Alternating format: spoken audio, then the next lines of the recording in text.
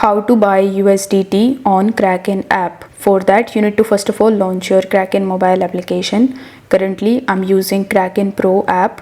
So once you are in your Kraken application, you need to use the search bar in the top, and here in the most recent searches, you will be able to see USDT/EUR pair and USDT/USD pair.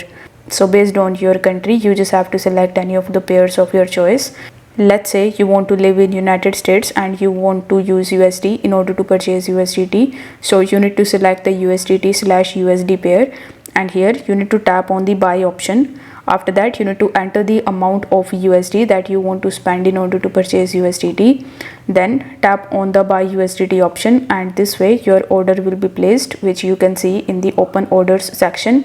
Now once your order is filled, you can tap on the balances option, and here in this section you will be able to see your available balance of USDT in your Kraken application.